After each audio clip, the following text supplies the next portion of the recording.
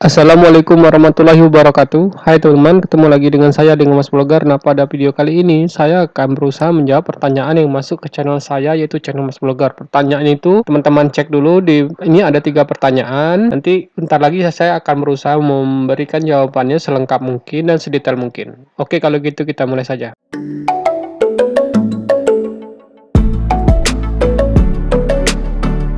Sebelumnya, jika teman-teman masih baru dan baru pertama kali berkunjung ke channel saya, itu channel Mas Vlogger, silakan subscribe dulu dan aktifkan loncengnya, jadi teman-teman tidak ketinggalan jika ada video terbaru dari Mas Vlogger. Nah, pada video tutorial kali ini, saya akan berusaha menjawab pertanyaan yang masuk di channel saya, itu channel Mas Vlogger. Ada 3 pertanyaan. Pertanyaan pertama yaitu, nomor 1, beda akun AVOK yang dicentang biru dengan yang tidak itu apa ya, Mas? Nah, jadi buat teman-teman yang akunnya belum di-verified, itu bakal tidak memiliki yang nama akun AVOK-nya itu kan pasti belum dicentang biru. Saya akan coba ke ini saya saja, ke profil saya aja. Nah, teman-teman bisa cek itu akun saya sudah dicentang biru.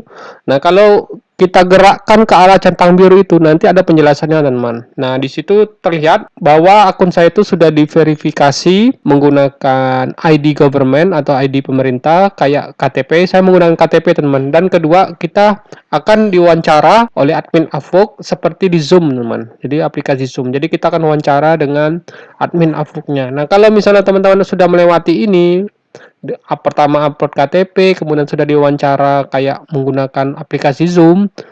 Jadi kita wawancara dengan admin AVOK-nya. Teman-teman itu kalau misalnya sudah melewati tahapan itu, maka nanti teman-teman itu juga akan mendapatkan centang biru kayak gini, teman-teman. Semua yang masuk di AVOK itu pasti akan diverifikasi dengan AVOK, teman-teman. Yaitu sebagai syarat kalau misalnya teman-teman itu layak atau tidak masuk di AVOK. Kalau misalnya teman-teman belum melakukan verifikasi kayak gini, teman itu akan mendapatkan tahapan verifikasi ini ketika teman-teman nanti sudah mendapatkan proyek di AVOK. Jadi kalau teman-teman belum mendapatkan proyek, itu teman-teman tidak akan diverifikasi. Tapi kalau misalnya teman-teman sudah mendapatkan 1 atau 2 proyek, nanti langsung diminta untuk mengupload KTP dan melakukan visual verification. Visual, ya itu tadi kayak kita melakukan Zoom meeting itulah kira-kira.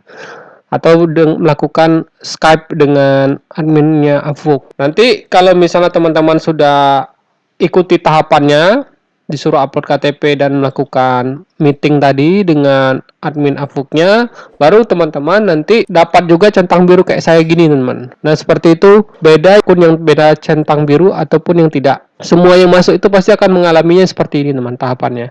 Nah, buat teman-teman yang pengen tahu gimana sih, apa saja sih yang diperlukan dalam menghadapi visual verification atau melakukan Skype dengan admin AVOK, itu nanti linknya itu saya cantumkan di kartu yang di atas sini, teman-teman, yang muncul di atas sini. Kemudian pertanyaan kedua, balik lagi aja ke find work aja. Pertanyaan kedua, misalnya hari Senin saya di chat atau di interview oleh klien AVOK, lalu hari Selasa saya tungguin belum ada balasan. Terus gimana? Nah, kalau misalnya teman-teman itu, jika saat ini teman-teman lagi mencari hosting dan domain yang bagus dan cepat, maka saya merekomendasikan yaitu Niaga Hoster, teman-teman. Karena saya sudah menggunakannya selama 2 tahun dan saya sangat puas sekali dengan pelayanannya. Jika teman-teman ingin mendapatkan diskon 75%, nanti linknya itu saya cantumkan di pin komentar dan masukkan kode kuponnya Mas Vlogger, teman-teman. Mendapatkan interview oleh klien, lalu setelah menunggu 1 kali 24 jam nggak ada respon dari buyer tersebut atau klien tersebut, lebih baik teman-teman lupakan aja, teman.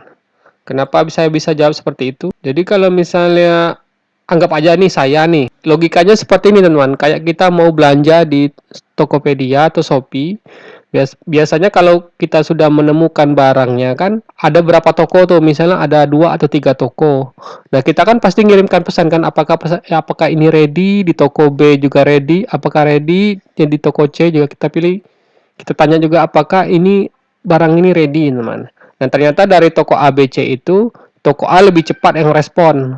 Toko B agak lambat, yang toko C agak lebih lambat. Nah, mungkin teman-teman pada saat merespon pesan yang masuk dari klien itu, teman-teman tuh termasuk di kategori yang toko C tadi atau toko B, karena ada toko A yang lebih cepat merespon. Nah, kalau sudah seperti ini, apalagi sudah 1 kali 24 jam dan tidak ada respon lagi, ya teman-teman tuh tidak perlu lagi mengharapkan klien yang ini, teman, karena dia sudah menemukan dengan freelancer yang lain. Nah, kalau sudah seperti ini ya, teman-teman ya nggak usah mikirin lagi klien tersebut.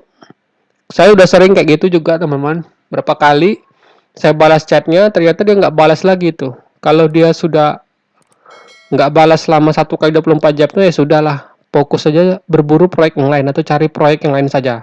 Itu jawaban yang paling bagus yang bisa saya berikan, teman-teman. Nomor 3, boleh nggak pakai nama agensi di Avok?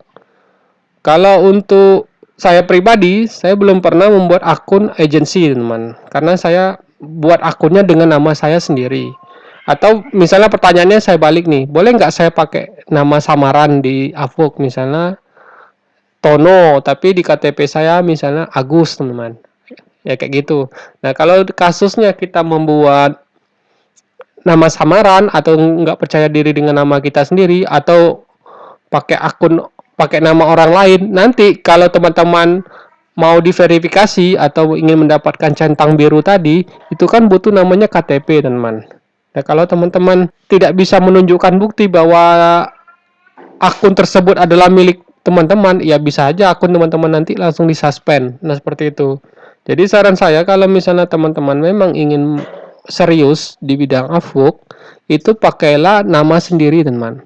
Atau misalnya karena satu sebab, karena akun pertama teman-teman itu di-ban, misalnya disuspend, terus pengen buat akun baru lagi, itu bisa nggak? Bisa aja, teman. Tapi saran saya kalau misalnya mau buat akun baru lagi di Avok, itu sebaiknya buat lagi Gmail baru, teman. Buat lagi Gmail baru dan pakai ID yang lain. Misalnya teman-teman punya kakak ataupun punya adik, dia sudah punya KTP, ya kita bisa aja sih kita pakai nama dia, tapi kita yang jalankan ininya, akunnya, itu bisa juga, teman-teman. Cuma nanti kalau butuh verifikasi, ya harus dia yang nanti melakukan Zoom meetingnya, teman. Nah, seperti itu. Kalau saya dulu pernah kayak gini, jadi saya suruh adik saya pinjam profilnya adik saya. Akhirnya setelah akun tersebut ini nama dapat proyek, akunnya tersebut langsung disuruh verifikasi. Jadi harus Zoom meeting dengan Avoknya. Jadi saya suruh adik saya itu yang ngadapin pertanyaannya. Nama di KTP itu kan sesuai dengan foto dia, kemudian juga dia harus ditanya-tanyain oleh admin Avoknya. Makanya kalau teman-teman membuat pakai nama orang lain, ya kalau misalnya kita tinggal serumah dengan adik kita, tapi kalau dia misalnya kuliah di luar Jawa, nah itu kan repot, teman-teman. Makanya saya sarankan untuk nomor 3 ini pakailah nama kita sendiri. Jadi kalau misalnya nanti dibutuhkan verifikasi, nah itu teman-teman siap, teman. Nggak kerepotan lagi cari orang untuk menghadapi verifikasi tadi. Menurut saya ini saja dulu yang bisa saya berikan, singkat dan padat. Dan kalau teman-teman ada pertanyaan lagi nanti silakan nanti cantumkan aja di kolom komentar. Dan kita bisa diskusi. Oke, kalau gitu sampai ketemu di tutorial berikutnya.